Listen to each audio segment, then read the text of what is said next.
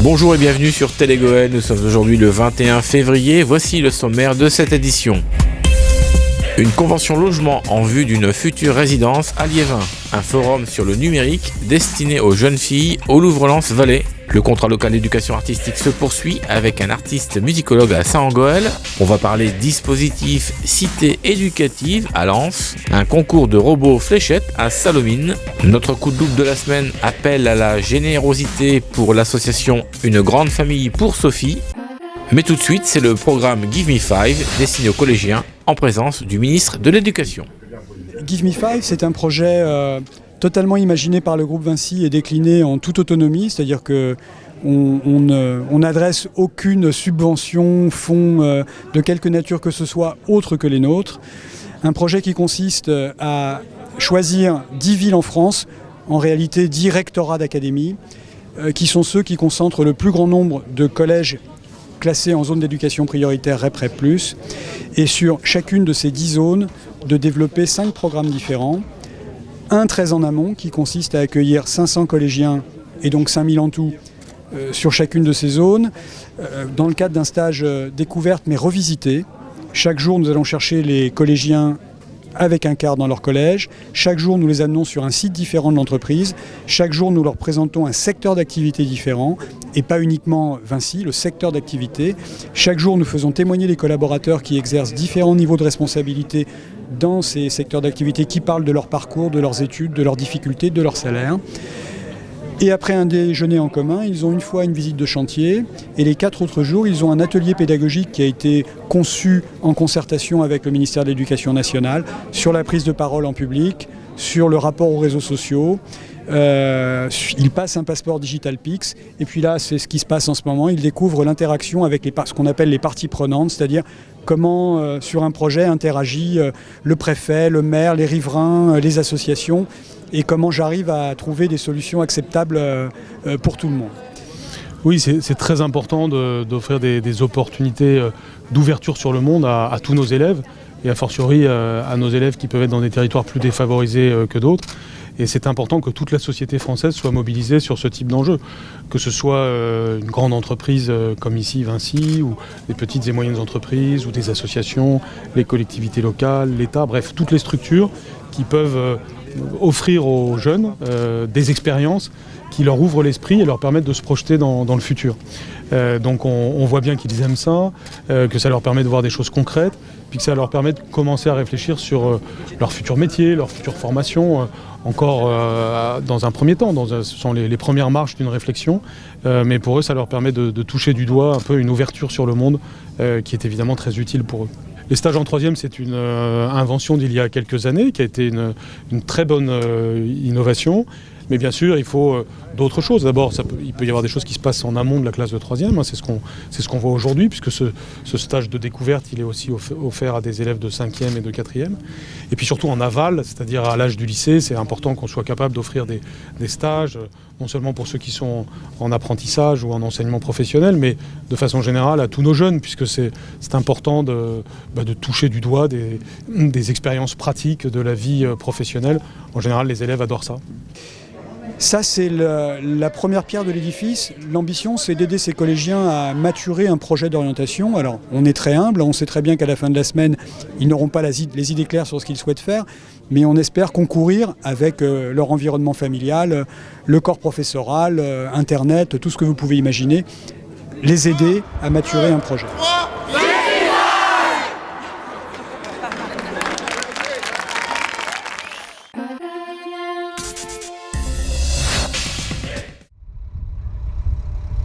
Aujourd'hui, on célèbre le démarrage d'une opération qu'on appelle Cœur de Ville, qui permet à Maisons et Cités de participer à une demande de la ville et de la communauté d'agglomération de Lens-Liévin de participer à la restructuration du centre-ville de Liévin en montant des opérations qui sont plus complexes que ce qu'on a l'habitude de faire, dans la mesure où ça permet de faire de la démolition-reconstruction. On démolit des logements privés qui n'étaient plus adaptés à la situation et aux besoins d'aujourd'hui pour reconstruire du logement social, soit en accession à la propriété, soit en locatif, ce qui permet donc de recomposer le tissu urbain et d'apporter une offre de logement dont la ville a besoin. Allez. Alors, c'est un investissement global sur la ville là, de 17 millions que nous réalisons, que nous célébrons aujourd'hui. Voilà, donc on a 2 sites en effet d'opérations de restructuration urbaine. Alors, moi, une opération qu'on appelle Marie-Liétard, qui est vraiment une restructuration urbaine au sens fort du terme. C'est-à-dire que c'est une opération de démolition, reconstruction. On reprend un cœur de quartier, un îlot, que l'on recompose complètement en apportant du logement collectif et du logement individuel, du stationnement, ce qui permet de restructurer un îlot qui était en perte de vitesse depuis des années, qui était déqualifié depuis des années, qui s'abîmait, qui ne donnait pas une belle image à la ville. Et la deuxième opération, elle est située vraiment en face de l'hôtel de ville. Donc c'est une opération évidemment symboliquement importante pour la ville dans la mesure où ça permet de terminer tout cet aménagement de place autour de l'hôtel de ville qui est juste magnifique. On a la chance d'avoir un très bel hôtel de ville et un environnement urbain très agréable. Et il restait une petite opération de restructuration avec cet ancien commissariat de police et cet ancien tribunal d'instance qui n'étaient plus occupés depuis des années et qu'il fallait là aussi démolir.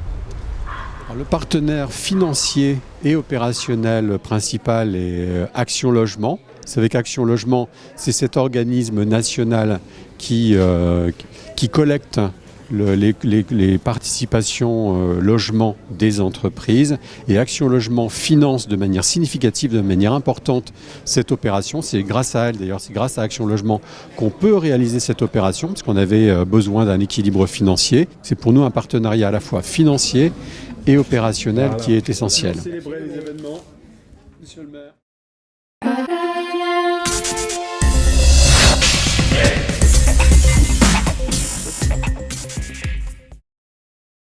Faire découvrir les métiers du numérique et de l'informatique aux jeunes filles, c'est l'idée de Numériquel.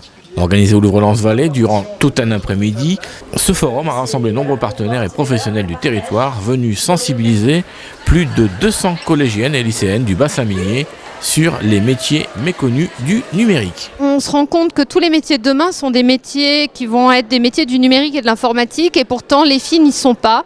On n'a que 15% de filles dans ces métiers. Et donc on leur donne aujourd'hui la possibilité de découvrir et de déconstruire ces stéréotypes qu'on entend tout le temps et partout. C'est voilà, il faut être un geek pour travailler dans l'informatique, on est derrière un écran noir, on passe 10 heures par jour à coder, c'est pas que ça, il y a plein de métiers. L'informatique, c'est pas que informaticien ou informaticienne. Vous avez des métiers du web, vous avez des développeurs, vous avez des community managers, enfin, il y a une tonne de métiers qui sont hyper intéressants et qu'il faut découvrir pour se dire je sais fait pour moi ou c'est pas fait pour moi. On a mélangé lycéennes et collégiennes, on a demandé à tous les établissements volontaires du territoire de participer à cet événement cet après-midi. Donc on a proposé différents types d'ateliers pour que les élèves puissent autant écouter des témoignages de femmes avec femmes ingénieurs par exemple, autant manipuler, autant tester et autant rencontrer des entreprises qui s'engagent à les prendre en stage. Vous avez un stage de 3e par exemple obligatoire, donc il y a des entreprises qui s'engagent à prendre des élèves en stage de 3e, et aussi vous avez des stages en seconde, les entreprises s'engagent à les prendre également. Attirer les femmes vers ce secteur est aussi un des principaux objectifs. Au-delà de l'enjeu économique, la parité des métiers du numérique est un défi sociétal de taille. Seulement 15% des salariés exerçant dans ce domaine technique sont des femmes. 15% des femmes sont dans le numérique, ce qui est trop peu par rapport aux potentialités qu'offre cette thématique au niveau de l'emploi. C'est notre ambition avec le CORIF, le Conseil régional et les services de l'État de démultiplier cette action pour que tous les territoires de la région de Hauts-de-France puissent bénéficier justement de cette action. Aller dans les territoires ruraux, aller dans les quartiers politiques de la ville, faire en sorte que tout le monde puisse être connecté à cette action et puisse en bénéficier. Donc ça va demander un travail de réseau, de cofinancement, mais on fait tous l'effort et on se mettra tous autour de la table pour que ça réussisse. Encore une fois, le numérique, c'est un métier d'avenir, donc allons-y ensemble. Grâce à ces rencontres, échanges et ateliers pratiques, les jeunes filles ont donc eu l'opportunité d'éveiller leur curiosité, de s'aiguiller dans leur choix d'orientation. Reste plus maintenant que cela suscite de belles vocations d'avenir. Numérique est la nouvelle recrue. Moi, Youpi, j'ai réussi.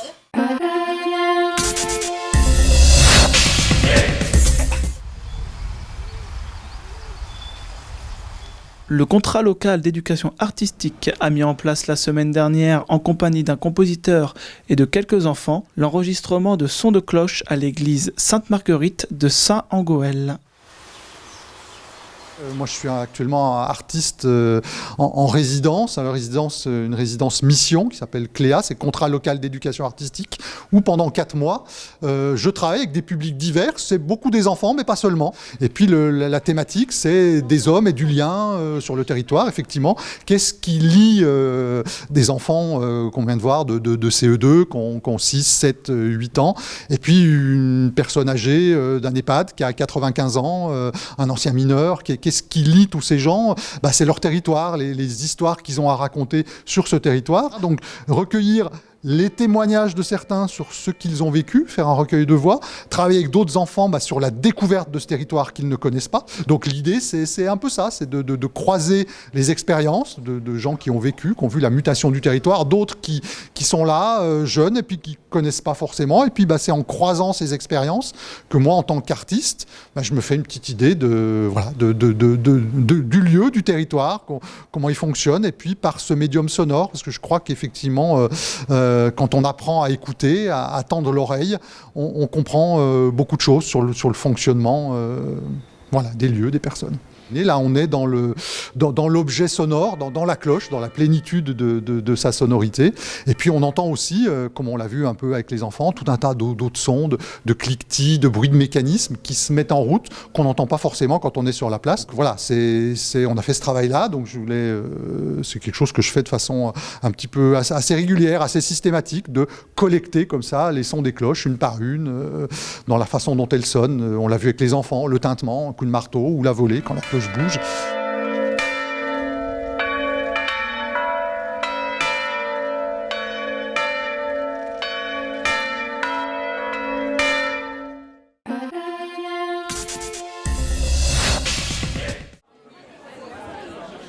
La cité éducative, c'est avant tout l'alliance de tous les acteurs de terrain. Quand on dit des acteurs de terrain, c'est l'ensemble des partenaires qui interviennent déjà, qu'il s'agisse des partenaires sociaux, des partenaires de santé, des partenaires associatifs.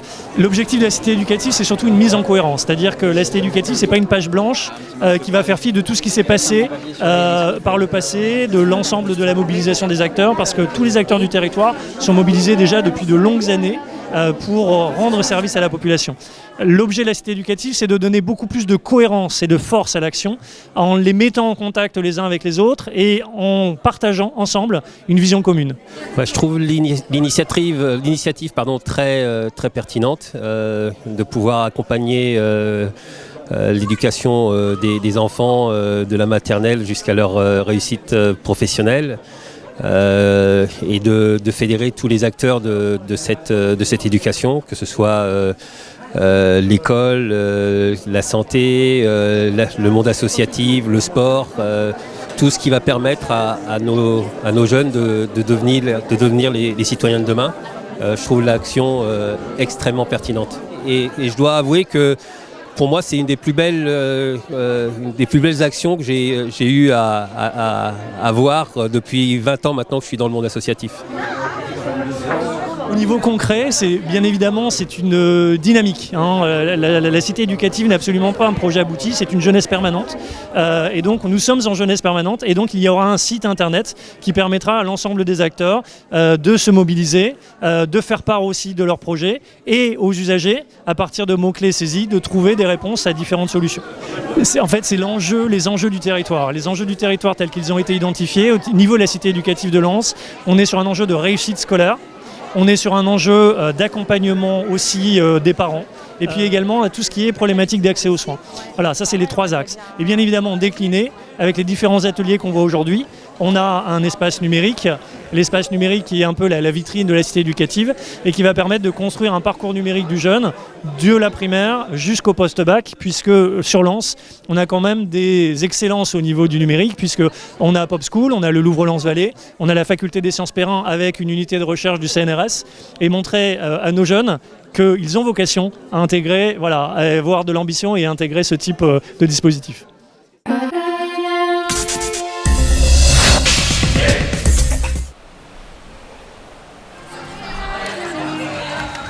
La semaine dernière, à Sallaumines, l'association Planète Science Hauts-de-France a organisé le concours de la robotique. Cette association a pour objectif de permettre aux jeunes de pratiquer des activités scientifiques et techniques de manière ludique. Alors aujourd'hui, on est sur un principe de robot fléchette. L'idée, c'est qu'en fait, c'est en gros comme un bowling, sauf que chaque robot va devoir, sur les pistes, au lieu de faire tomber des quilles, percer des ballons. Et pour un ballon percé, un point. Et on va vraiment être sur le même déroulé qu'un bowling, avec à chaque fois, du coup, des enfants qui viendront chacun leur tour sur les pistes et essayer de marquer le plus de points possible, avec aussi différents prix, parce qu'il n'y a pas que la réalisation d'un robot qui va être capable d'éclater des ballons, mais on va avoir aussi des prix comme le prix de la créativité, le prix de l'investissement, le prix du fair play, parce qu'on est aussi sur la collaboration et un travail d'équipe. Et si vous voulez, on a une méthode qui nous permet aussi de travailler sur la façon de faire et vraiment sur de la collaboration avec plusieurs jeunes qui travaillent communément sur un robot qui suit un cahier des charges. C'est plus d'une cinquantaine d'enfants venant de Mazingarbe ou même Bully-les-Mines qui ont participé au concours de la robotique. Ils ont été encadrés par des animateurs formés pour ce projet. Donc 2 jours au niveau 1, 2 jours au niveau 2. Donc après, suite à ça, ça a été vers la formation des jeunes de nos centres de loisirs et de nos ados, de notre centre ado.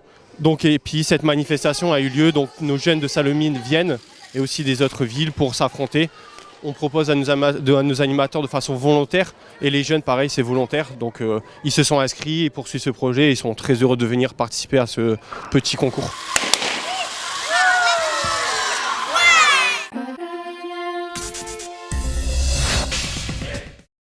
Sophie, 40 ans, aimerait se déplacer seule et communiquer avec son entourage. Elle est handicapée moteur et cérébrale depuis sa naissance. On s'en est aperçu quand elle a eu 7 mois. Quand normalement elle aurait dû se tenir assise, se tenir, quoi, peut-être ramper, faire le geste du ramper, et ça elle l'avait pas. Ses parents commencent alors à consulter des médecins et des spécialistes, et c'est la sœur de Sophie qui entend parler d'une nouvelle méthode américaine, le patterning. Grâce à un article paru dans le journal Le Galibo, Sophie et sa famille ont reçu de nombreuses cartes de soutien accompagnées de dons qui lui ont permis de se rendre aux États-Unis.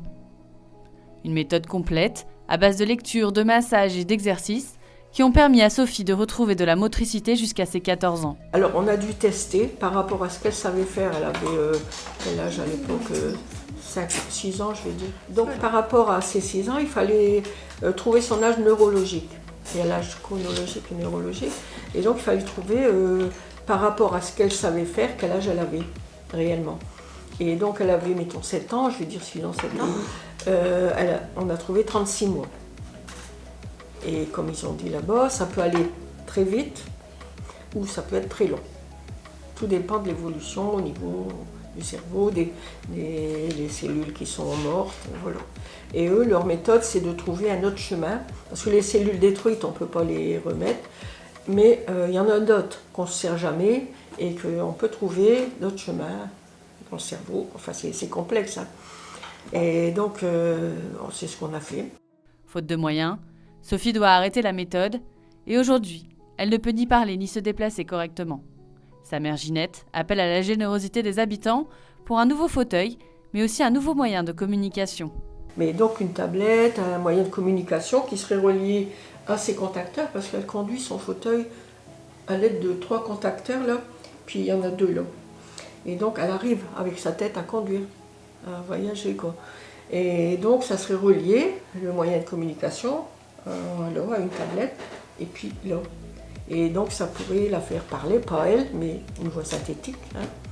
Et puis ensuite, c'est pour ça que ça coûte si cher. Par exemple, elle pourrait allumer la télé tout seul, elle pourrait ouvrir les persiennes, vraiment... Avoir une autonomie conséquente quand même. Ouais, voilà.